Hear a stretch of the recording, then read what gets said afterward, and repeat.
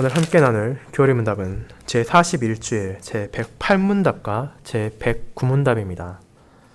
시편 찬송 522쪽부터 523쪽에 있는 하이데벨 교리문답 제41주일 제108문답과 제109문답을 교독하도록 하겠습니다. 제41주일 제108문 제7계명에서 하나님께서 우리에게 가르치시는 것은 무엇입니까? 모든 부정은 하나님의 저주할 수 있습니다. 그러므로 마음으로부터 그것을 싫어하고 거룩한 혼인 생활 안에서나 밖에서나 순결하고 절제된 생활을 해야 한다는 것입니다. 제109문 이 계명에서 하나님께서는 간음과 이와 유사한 부끄러운 죄만을 금하십니까? 우리 몸과 영혼이 모두 성령의 전이기 때문에 자신을 순결하고 거룩하게 지키는 것은 하나님의 뜻입니다. 그러므로 하나님께서는 모든 부정한 행위, 몸짓, 말, 생각, 욕망, 그리고 우리를 부정으로 유혹하려는 것은 무엇이든지 다 금하십니다. 말씀봉사 후에는 찬송 1A장을 통해 사도신경을 함께 찬송으로 고백한 후 찬송 7장 1절 2절 7A절 9B절을 통해 제7계명에 관한 10계명의 노래를 함께 부르도록 하겠습니다.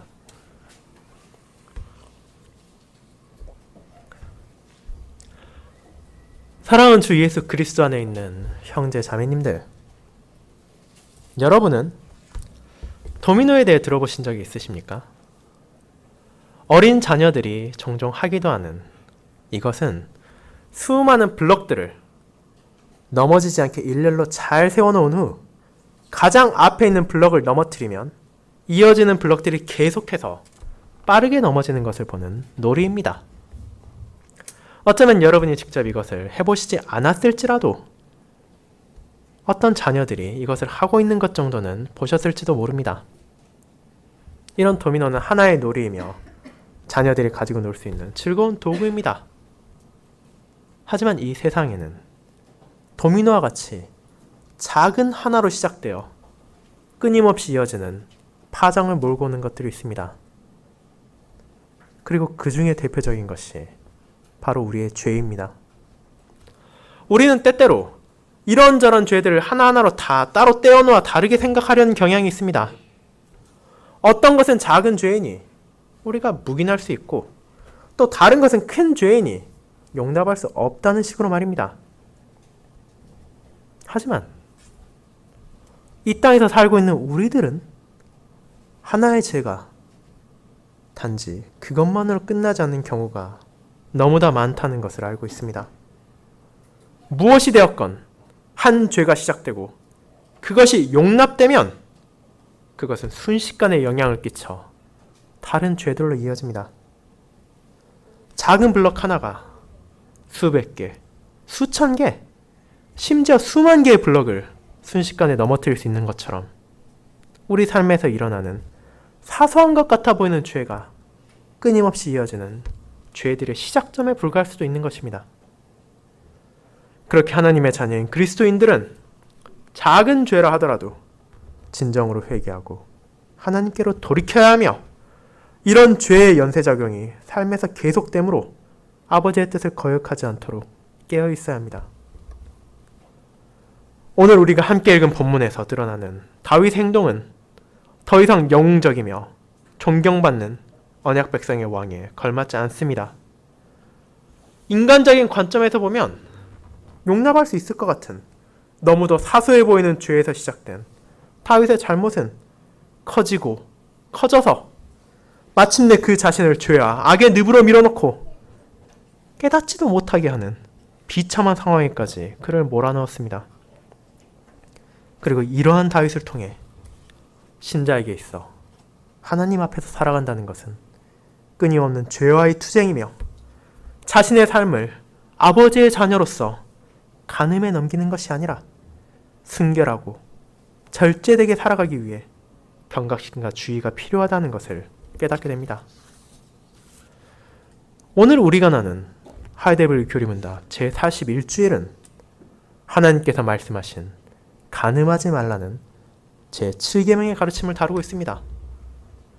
오늘 우리는 사무엘하 11장을 통해 이 제7계명을 바라보며 하나님께서 자신의 언약 백성들에게 주신 이 가르침이 왜 중요하며 우리는 아버지의 이 뜻에 따라 어떻게 살아가야 하는지를 알아보도록 하겠습니다. 다윗의 죄와 그런 악함을 깨닫지 못하는 인간의 연약함을 통해 하나님의 자녀들이 어째서 사소한 죄라 하더라도 무시해선 안 되는 것이며 그러한 죄로 인해 생긴 간음의 결과가 얼마나 끔찍한 파장을 몰고 온지를 저는 간음의 원인과 결과라는 제목으로 설교할 것입니다. 그리고 이를 두 부분으로 함께 살펴보고자 합니다. 첫 번째, 다윗이 저지른 간음의 원인. 두 번째, 다윗이 저지른 간음의 결과가 바로 그것입니다. 첫 번째로 다윗이 저지른 간음의 원인을 함께 알아보겠습니다. 형제자매 여러분, 오늘의 본문의 내용을 생각하기 전에 우리는 사무엘하 11장의 배경에 대해 알아볼 필요가 있습니다. 사무엘상은 사울과 요나단이 블레셋과의 전쟁에서 패하고 죽음을 맞이하는 것으로 끝납니다. 이어지는 사무엘하는 그들을 이어 왕이 된 다윗으로 시작하여 주님의 뜻에 따라 그분의 양떼를 돌보며 이방인들과의 전쟁에서 승리하는 신실한 왕의 삶을 보여주었습니다. 하나님의 은혜로 많은 것을 얻은 다윗은 이제 그분께 신실하게 살아가기를 원했으며 주님께서는 그러한 다윗에게 사랑을 베푸셔서 승리와 영광을 주셨습니다. 그는 가는 곳마다 승리했으며 그를 향한 백성들의 찬사가 끊이질 않았습니다. 사무엘하 10장에서 암몬 자손과의 싸움에서도 마찬가지로 그의 승리가 이어졌으며 이스라엘을 대적하는 암몬을 돕는 아람 사람들을 물리치고 이제 이스라엘을 대적하는 암몬 자손을 궁지에 몰아넣기까지 이르렀습니다. 이처럼 계속되는 승리와 자신을 향한 찬사 속에서 다윗은 이전과는 다른 행동을 보이기 시작했습니다. 그것이 바로 오늘 본 사무엘하 11장입니다. 이스라엘과 암몬 자손 간의 전쟁은 끝난 것이 아니었습니다. 10장에서의 전투를 통해 이스라엘은 암몬 자손과 아람 사람들의 연합군을 격파하고 아람인들을 추격해서 물리쳤습니다. 이를 통해 암몬인들을 도울 동맹이 무력화됐으며 이스라엘은 이어질 전쟁에 대해 유리한 상황을 조성할 수 있었습니다. 그리고 아마도 전쟁을 계속해서 이어가기 어려운 계절이 찾아와 두 군대는 잠시 물러나서 정비를 하는 시기를 가졌습니다. 그리고 이제 11장 1절에서 말하듯이 해가 다시 돌아왔습니다. 겨울 동안 근동 지방에 내리던 비가 그치고 백성들이 밀과 보리를 수확하기 전 봄이라는 계절은 그야말로 왕들이 출전할 때 전쟁의 시기였습니다. 암몬과의 전쟁이 아직 마무리된 것이 아니기에 이제 다윗에게 기대되는 행동은 이스라엘 군대들을 다시 끌고 나가서 암몬을 무찌르고 하나님 여호와를 대적하는 이방인들에게 그분의 공의를 드러내며 자신의 백성을 지킬 뿐 아니라 언약의 하나님께서 이스라엘과 함께한다는 것을 알리는 것이었습니다. 하지만 다윗은 자신이 직접 전쟁에 나가는 대신 요압과 군대만을 보냈습니다. 어쩌면 계속되는 승리에 자만했던 것일 수도 있으며 혹은 끊임없이 이어지는 전쟁터의 삶에 피로를 느끼고 궁정에서 쉬고 싶었던 것일 수도 있습니다. 이러한 이유는 우리가 인간적으로 생각할 때 충분히 납득할 수 있는 것이며 이해할 수도 있는 것일 것입니다. 하지만 이 행동이 살아계신 하나님의 언약 백성인 이스라엘을 다스리는 왕으로서의 바른 태도였습니까? 그렇지 않습니다. 그는 자신에게 주어진 왕으로서의 소명을 간과했습니다. 특별한 이유가 있어서, 예를 들어 전쟁으로 제대로 처리하지 못했던 정무를 확인하고 검토하며 나라의 일을 다스리기 위해 궁정에서 머무르는 것이라면 모르겠지만, 그는 지금 그러한 것들을 위해 전쟁터에서 떠난 것이 아니었습니다. 하나님의 백성들, 온 이스라엘의 군대가 목숨을 걸고 암몬 자손을 물리치고 그들의 수도를 에워싸고 전쟁을 하고 있음을 우리는 1절에서 보게 됩니다. 온 이스라엘의 군대, 적합한 나이에 있는 모든 성인 남성들이 징집되어 대적과 싸우는 이 순간, 다윗은 무엇을 하고 있었습니까? 그는 예루살렘에 머무르며 태평하게 낮잠을 자고 저녁 때 일어났습니다. 그가 병에 시달리거나 경무로 인해 어쩔 수 없이 쉬어야 하는 상황이 아니었습니다.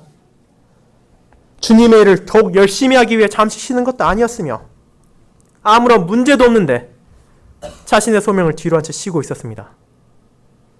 그리고 우리가 간과하기 쉬운 이 행동 자체가 이미 하나님의 뜻을 어기고 있는 것이었습니다. 우리가 몇 주 전 나누었던 제4계명은 안식일을 기억하여 거룩하게 지키라는 하나님의 준엄한 명령이었습니다. 하지만 주님께서 안식일을 기억하여 거룩하게 지키라고 명하신 것에는 이어지는 가르침이 있었습니다. 그것은 바로 엿새 동안은 힘써 내 모든 일을 행하라는 것이었습니다. 그리고 다윗은 지금 자신에게 주어진 일, 왕으로서 나라를 다스리고 국가를 다스리는 자로 전쟁을 지휘해야 하는 너무도 중요한 소명을 뒤로 한 채 낮잠을 자고 태평한 시간을 보내고 있었습니다. 지금까지 계속해서 승리해왔기에 이 승리에 취해서 자신이 없어도 승리할 것이라는 자만과 치열한 전쟁터의 삶이 아닌 궁정에서의 나태로 인해 하나님 앞에 죄를 범한 것은 이제 이어지는 또 다른 죄로 계속됩니다. 그는 자신의 직분에 충실하지 않은 상태로 한가롭게 왕궁 옥상을 거닐다가 한 여인이 목욕하는 것을 보았습니다. 이것이 의도치 않은 실수라도 그는 잘못을 범한 것을 회개하고 자신의 직무로 돌아가야겠지만, 그는 자신의 부정한 욕망을 멈추지 않고 부하를 보내서 그 여인이 누구인지를 알아보게 하므로 그녀가 자신의 부하 중 한 명인 엘리암의 딸이자 마찬가지로 요압의 아래에서 자신을 섬기고 있는 우리아의 아내라는 것을 알게 되었습니다. 그러나 그녀가 자신의 부하의 딸이며 또 다른 신하의 아내라는 것은 다윗의 부정한 생각을 멈출 수 없었습니다. 지금 자신이 하는 행동이 부하들의 신뢰를 깨트리고 가정을 파괴하는 악한 행동임에도 불구하고 그는 자신의 더러운 욕망을 다스리지 않고 오히려 전령을 불러 밧세바를 궁정으로 불러들여서 취하고 동침한 것입니다. 이 시점에서 다윗에게 아내가 없었습니까? 그렇지 않습니다. 그에게는 이미 비교적 잘 알려진 나발의 아내였던 아비가일 외에도 아히노암, 마아가, 핫깃, 아비달, 에글라라는 최소한 6명의 아내가 있었습니다. 그리고 예루살렘에서 다윗은 밧세바 이외에도 다른 처첩을 드린다는 것은 우리는 확인할 수 있습니다. 그렇게 지금 다윗이 하고 있는 것은 끔찍한 범죄입니다. 자신의 가정만이 아니라 부하의 가정까지도 파괴하고 하나님께서 만드신 결혼이라는 거룩한 언약 관계를 더럽히는 악을 범하는 것입니다. 이처럼 자신의 권력을 남용하고 부하의 신뢰를 배신하고 그의 가정에 해를 끼치는 죄악의 뿌리가 어디로부터 시작된 것입니까? 바로 주님께서 주신 소명의 게을리함으로 자신에게 주어진 날에 최선을 다해 직무를 수행하지 않음에 있었습니다. 왕으로서의 의무를 뒤로 한 채 궁정에서 한가한 시간을 보내는 결과 다윗은 시험에 들었으며 그 시험에서 하나님께로 돌이키는 대신 또 다른 죄에 빠져들었습니다. 마치 작은 불길이 온 산을 태워버리는 것 같이 나태라는 죄가 간음이라는 또 다른 죄로 이어졌습니다. 그리고 그 죄를 바르게 인식하고 회개하는 그 순간까지 다윗은 계속해서 죄의 굴레를 맴돌게 된다는 것을 이어서 확인하게 됩니다. 이 땅에 오신 우리의 주님께서는 이와 같은 간음에 대해 강하게 경고하셨습니다. 그분께서는 자신을 따르는 무리들에게 다음과 같이 말씀하셨습니다. 나는 너에게 이르노니 음욕을 품고 여자를 보는 자마다 마음에 이미 간음하였느니라. 마태복음 5장 28절 말씀입니다.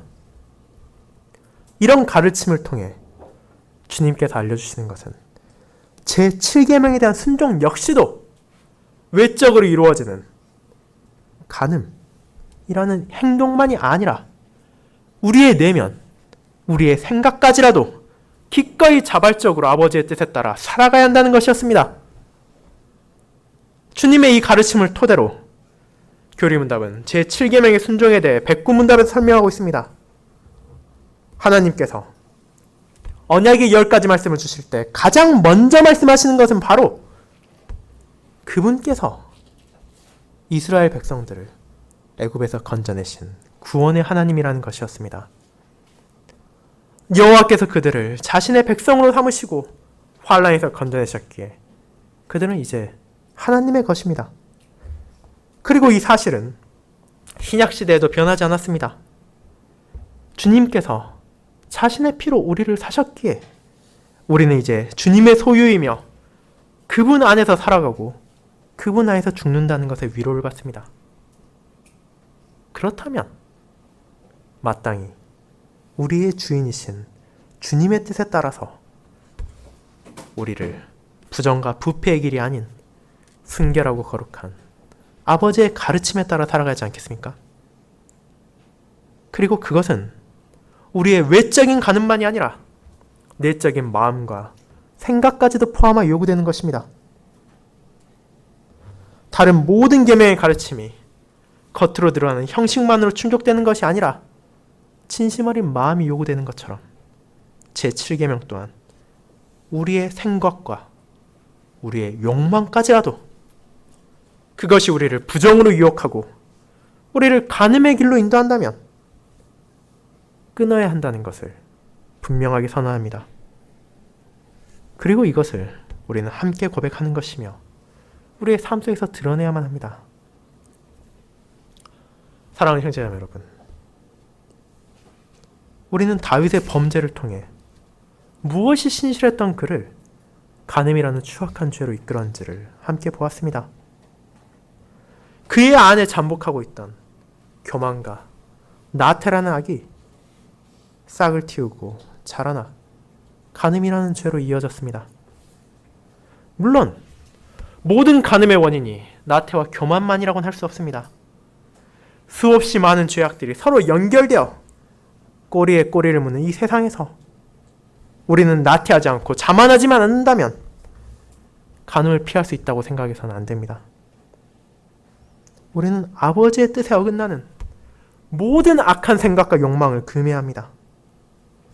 우리가 고집하며 버리지 못한 죄가 있다면 그것을 돌이키고 회개해야 합니다. 어느 날 우리 안에 있는 그 죄가 뿌리를 내리고 간음이라는 열매를 맺어 하나님 앞에서 맺은 결혼이라는 아름다운 관계 속에서가 아니라 육체와 감정의 쾌락만을 추구하는 악한 욕망으로 우리를 인도할지도 모릅니다. 그렇게 제 백구문답에 마지막에서 말하는 것처럼 하나님께서 우리에게 금하시는 것은 우리의 부정한 생각만이 아니라 우리를 그러한 생각으로 유혹하려는 다른 모든 죄들과 다른 모든 욕망, 다른 모든 행동과 말까지도 포함되는 것입니다. 그리고 그처럼 죄에 대해 단호히 거부해야 하는 것에 대해 주님께서는 옳은 눈과 옳은 손이라도 뽑아내고 잘라버리라고 말한 것이며, 이를 통해 우리가 아무리 아끼고 아무리 집착하고 아무리 중요한 것이라 하더라도 그것이 죄이고 그것이 우리를 부정한 생각으로 이끈다면 버려야만 한다고 경고하신 것입니다. 이 점을 기억하며 우리는 자기를 돌아보고 우리 안에 있는 죄와 악을 미워하며 그것이 간음이나 다른 죄로 이어지지 않도록 참된 회개, 옛 본성을 버리고 새 본성에 따라 이 땅의 욕망이 아닌 그리스도의 것을 구하며 아버지의 가르침에 따라 살아가는 순종의 삶을 살아가야 합니다. 그리고 그와 같은 회개가 없이 현실에 만족하고 죄를 용인하며 살아간다면 이것은 결국 더 큰 죄악을 불러일으킨다는 것을 우리는 이어지는 다윗의 행동으로 보게 됩니다. 두 번째, 다윗이 저지른 간음의 결과를 함께 보겠습니다. 성도 여러분, 우리는 다윗이 하나님 앞에 저지른 죄, 자신의 소명에 충실하지 않으므로 제4계명을 어긴 것이 간음으로 이어진 것을 알게 되었습니다. 하지만 그가 회개하지 않고 여전히 그 죄악 안에 살아간다는 것은 이러한 계명에 대한 불순종이 끝이 아니라 이어지는 죄의 발단에 불과한다는 것을 우리에게 알려줍니다. 우리는 이를 통해서 제7계명을 어기고 부정한 행위로 이어진 간음이 얼마나 무섭고 비참한 결과를 불러일으키는지를 확인하게 될 것입니다. 이제 자신의 부하의 딸이자 또 다른 부하의 아내인 우리아를 취함으로 간음을 저지른 다윗에게 놀라운 소식이 찾아왔습니다. 그것은 바로 그녀가 임신했다는 것이었습니다. 이 시점에서 그에게는 다시 한번 돌이킬 기회가 주어졌습니다. 그의 죄는 악하였고 그럼에도 불구하고 이제 그 죄가 만천하에 드러나기 전 그는 마땅히 회개하고 자신의 잘못을 고백해야 했습니다. 하지만 죄를 회개하지 않으며 그 죄 속에 살아가고 그 죄를 숨기려는 다윗의 악한 욕망은 더 큰 죄악으로 그를 인도했습니다. 그가 가장 먼저 한 일은 무엇입니까? 하나님 앞에 자신의 죄를 고백한 것이 아니라 전쟁터에 나가 자신의 백성들과 함께 암몬 자손들과의 전쟁을 하고 있는 우리아를 불러오는 것이었습니다. 다윗은 마치 아무 일도 없었다는 것처럼 우리아에게 전쟁터의 소식을 물어봤습니다. 그리고 우리말 성경에 요압의 안부와 군사의 안부와 싸움이 어땠는지를 물어보는 것에는 샬롬, 즉 평안이라는 표현을 사용했습니다. 즉 다윗은 우리아에게 군대를 이끄는 요압이 평안한지, 자신의 백성들이 평안한지, 전쟁터의 상황이 평안한지를 물어본 것입니다. 다윗이 그 자신이 함께해서 인도하여 했음에도 불구하고 그는 자신의 의무를 회피하였으며 우리아 가정의 샬롬, 평안을 파괴한 범죄를 저질렀으면서도 회개하지 않고 위선적으로 뻔뻔하게 평안을 자신의 입에 담고 있었습니다. 그리고 이제 다윗은 우리아를 집으로 돌려보내며 내가 여기까지 오느라 수고했으니 집으로 내려가 발을 씻으라고 명령했습니다. 이 표현은 당시 완곡하게 돌려서 아내와 동침하라는 것이었습니다. 즉, 자기 자신의 잘못을 덮기 위해 우리아에게 음식을 보내고 휴식을 취하게 함으로 호의를 베푸는 척을 한 것입니다. 그의 마음에는 자신의 충직한 신하를 향한 사랑이 아니라 교묘한 술책과 간계로 자신의 죄악을 감추려는 악의가 가득했습니다. 그리고 우리아가 평범한 사람이었더라면 어쩌면 그의 계획대로 흘러갔을지도 모릅니다. 다시 한번 생각해 봅시다. 지금 다윗이 저지르고 있는 죄들이 무엇입니까? 그는 이미 자신의 소명에 충실하지 않으므로 4계명을 어겼으며 간음을 저지름으로 7계명을 어겼습니다. 남의 아내를 취함으로 이웃의 것을 도적질함으로 제8계명을 어겼으며 우리에게 거짓을 말하며 그렇게 이웃을 속임으로 자신의 악을 숨기고자 함으로 9계명을 어겼습니다. 이 모든 것들이 자신의 부하의 아내를 탐하는 악한 욕망에 따라 이루어진 것이기에 제10계명을 어긴 것은 물론이었습니다.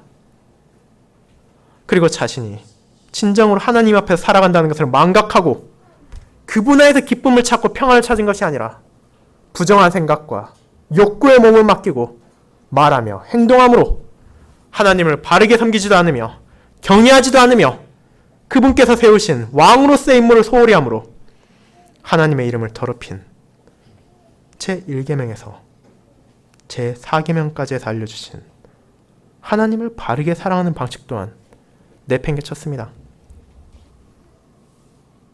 간음이라는 죄를 숨기기 위해 이처럼 수많은 죄를 이어서 다윗은 저질렀습니다. 그러나 우리아는 다윗의 생각과 다르게 행동했습니다. 계속되는 전쟁으로 인한 피로와 왕궁까지의 이동 등으로 인해 힘들고 지쳤을 우리아였지만 그는 다윗의 의도와 달리 집으로 가서 아내와 동침하는 것이 아니라 왕궁 문으로 향했습니다. 그리고 그곳에서 다윗의 왕궁을 지키는 다른 부하들과 함께 잠을 청했습니다. 이런 행동에 의구심을 가진 다윗이 불안해하며 그를 불러들여서 왜 집에 가지 않았느냐 했을 때 하나님께서는 우리아의 답변을 통해 다윗의 죄를 다시 한번 생각해 보도록 기회를 주셨습니다. 우리아는 하나님의 백성의 모범적인 자세를 보였습니다.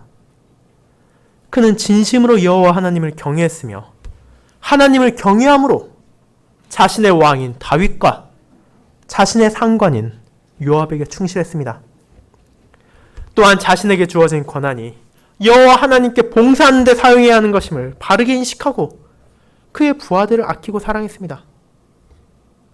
그와 같이 신실한 자로서 우리아는 상관과 부하들이 목숨을 걸고 이방인들과 전쟁을 하는 동안 혼자서 편하게 쉴 수 없다는 신실함을 보였습니다. 그리고 심지어 왕을 존경하는 마음과 함께 왕 다윗이 살아있는 동안에 그런 불신실한 일이 결코 일어나지 않을 것임을 맹세까지 했습니다. 우리아의 이와 같은 선언은 다윗의 현실과는 반대되는 것이었습니다. 다윗은 자신의 소명을 뒤로하고 왕궁에 머물러 있었으며 자신의 장군들과 백성들을 전쟁터로 내보내고도 낮잠을 자고 간음을 번하며 육신의 쾌락을 쫓고 있었습니다. 그러나 다윗은 이러한 우리아의 선언을 통해서도 자기 자신을 돌이키지 않았습니다. 자신의 죄를 깨닫고 회개해야 할 다윗은 다시 한번 우리아를 함정에 빠뜨리려고 하고 이제는 술까지 강권하여 취하게 한 후에 혹시라도 집으로 가서 아내와 동침하지 않을까 기대했습니다. 하지만 그는 여전히 다른 부하들과 함께 침상에 누웠으며 자신의 편안을 구하며 집으로 내려가므로 그의 소명을 내려놓지 않았습니다. 이와 같은 우리아의 신실함을 본 다윗은 결국 또 다른 죄를 범합니다. 나태와 교만에서 시작된 간음의 죄를 덮기 위해 수많은 죄를 범한 다윗은 이제 자기의 부하인 우리아를 죽이려고 계획을 꾸밉니다. 자신에게 충직한 장군인 요압에게 편지를 보내 그것을 우리아의 손에 들려 보내므로 우리아를 반드시 죽을 수밖에 없는 전쟁터로 내보내고 다른 군인들을 뒤로 물려서 그를 죽이도록 한 것이었습니다. 이제 다윗은 하나님께서 우리에게 알려주신 언약의 가르침들을 하나도 남김없이 모조리 여겼습니다. 하나의 사소한 죄로 시작된 것 같은 간음은 이제 자신의 권위를 남용해서 하나님의 왕으로서의 합당한 행동이 아니라 죄악에 사로잡힌 악한 권세자로서 차도살인, 즉 자기의 부하를 통해 또 다른 신실한 부하를 죽이려고 하므로 제5계명과 제6계명의 가르침 또한 모두가 알 수 있도록 어기고 죄를 범한 것입니다. 그리고 그 와중에 공연한 요압까지도 죄에 참여시키고 무고한 다른 용사들까지도 우리와 함께 죽었습니다. 이 모든 것이 다윗의 간음으로 인해 벌어지고 그의 악에서 생겨난 비참한 일이었습니다. 그 자신이 이스라엘의 왕으로서의 권한을 남용한 사울로 인해 박해를 받고 도망다녔지만 이제 그는 사울보다 더 교묘하게 권력을 남용해서 자신에게 충실한 신하를 마침내 죽여버린 것입니다. 여호와 하나님의 뜻에 따라 신실히 살아가고자 했던 우리아와 다윗의 군인들은 아무런 영문도 모른 채 그저 왕의 뜻에 따라 그것이 하나님을 섬기는 것이고 그것이 다른 백성들을 위한 것임을 믿으며 사지로 몰려나가 죽었습니다. 요압은 그 이유를 정확히 몰랐을지라도 의도적으로 부하를 죽임으로 살인을 저질렀으며 다윗은 그 모든 것을 자신에게 주어진 권세를 남용하여 조종했습니다. 이런 비극이 일어나고 요압은 전쟁에서 그의 군대가 죽고 그리고 우리아까지 죽었다는 보고를 다윗에게 보냈습니다. 전령을 통해 이 소식을 들은 다윗은 마치 우리아의 죽음이 일상적인 전투에서 일어날 수 있는 전사인 것처럼 격려를 하고 위선적으로 전령에게 말을 전한 후 그를 요압에게 다시 돌려보냈습니다. 다윗은 이제 만족했습니다. 그와 밧세바 사이를 막을 수 있는 사람은 누구도 존재하지 않는다고 생각했으며 이제 간음의 결과 또한 숨길 수 있다고 생각한 것입니다. 남편의 죽음으로 인해 슬퍼하는 밧세바가 우리아의 장례를 마친 후 그녀를 왕궁으로 데려와서 아내로 삼았으며 그녀는 아들을 낳았습니다. 그리고 이제 하나님께서 보시기에 그 모든 것이 어떠했는지가 분명하게 선언됩니다. 다윗이 행한 그 일이 여호와 보시기에 악하였더라. 사무엘하 11장 27절 말씀입니다. 다윗은 살아계신 하나님을 잊어버렸습니다. 마치 그분께서 아무것도 모르시는 것처럼, 아무것도 할 수 없는 것처럼, 우리야만 속인다면, 우리야만 죽여버린다면 자신의 더러운 욕망을 채울 수 있는 것처럼 악행을 거듭했으며 그의 죄 속에서 빠져나오기는커녕 더 큰 죄의 굴레로 몸을 던졌습니다. 하지만 이 모든 것을 하나님께서는 보고 계셨으며 자신이 세운 이스라엘의 왕이 나태와 교만에서 시작하여 간음과 살인까지 저지르는 것을 보시고 그것은 악한 것이라고 단언하셨습니다. 우리의 교리문답 제108문답은 하나님께서 제7계명을 통해 그분의 백성들에게 무엇을 원하시는지를 설명합니다. 그것은 바로 모든 부정이 하나님의 저주 아래에 있다는 것입니다. 작건, 사소한 것이건, 크건, 숨겨진 것이건, 드러난 것이건, 그 간음을 저지르는 사람이 권세가 있건, 권세가 없건, 상관없이 그의 삶이 순결하고 절제된 하나님의 백성의 삶이 아니라면 이것은 하나님께서 미워하시는 것이며 노하시는 부정한 것입니다. 그렇게 하나님께서는 비록 다윗을 사랑하고 아끼셨음에도 불구하고 그가 저지른 이 추악한 죄들이 악한 것이라고 단언하신 것입니다. 그리고 우리 또한 우리를 건지시고 그리스도의 공로로 우리의 아버지가 되신 하나님께서 이런 부정을 싫어하시기에 그분의 자녀로서 마땅히 마음으로부터 그것을 싫어해야 하며 행동으로도 결코 옮겨서 안 됩니다. 우리의 삶에서 결혼을 하여 거룩한 혼인생활 안에서 살아가건 아직 결혼을 하지 못하였거나 사별을 하여 거룩한 혼인생활 바깥에 있건 상관없이 모든 신자는 아버지의 자녀이기에 아버지가 싫어하는 부정을 우리 또한 싫어하며 언제나 순결하고 절제된 생활을 통해서 우리의 몸과 영혼이 우리 자신의 것이기 전에 바로 성령님의 전이며 그리스도께 속해 있다는 것을 이 세상에 드러내야 하는 것입니다. 그렇지만 아담과 하와 이래 죄로 인해 타락하고 부서진 이 땅의 삶은 불완전하며 우리가 주변을 아무리 살펴본다 하더라도 진정으로 하나님과 이웃을 향한 순결하고 절제된 관계의 완성을 찾아볼 수는 없습니다. 우리 눈에 완벽해 보이는 다른 성도를 하더라도 그의 안에는 부족함이 있으며 그의 순종은 결코 완벽하지 못하기 때문입니다. 하지만 우리의 눈을 하늘로 들어 우리의 주 예수 그리스도를 바라볼 때 우리는 부정이 없는 온전하게 순결하며 거룩한 관계가 어떻게 완성되었는지를 알 수 있습니다. 그분께서는 온전하신 신랑으로 자신의 신부인 교회를 위해 모든 사랑을 베풀으셨으며 그 안에는 어떠한 죄나 악, 부정과 더러운 욕망이 없었고 오직 아버지를 향한 사랑에서 비롯된 교회를 향한 사랑이 가득했습니다.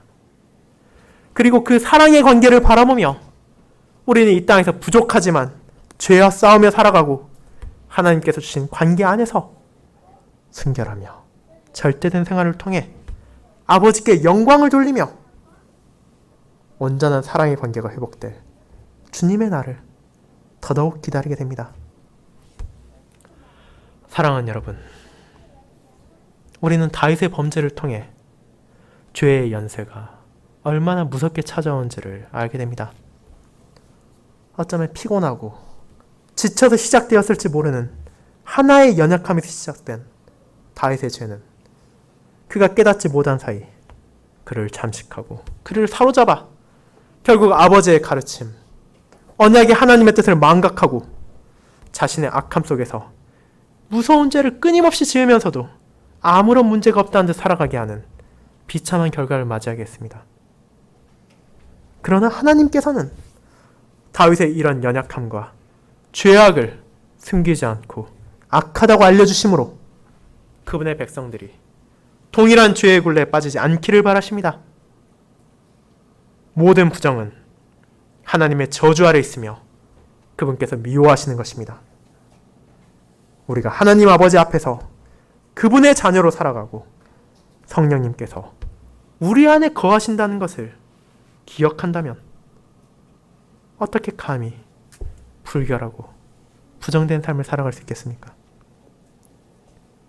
물론 이와 같은 죄와 싸우는 것, 정욕과 부정한 생각과 욕망과 싸우는 것은 결코 쉬운 것이 아닙니다.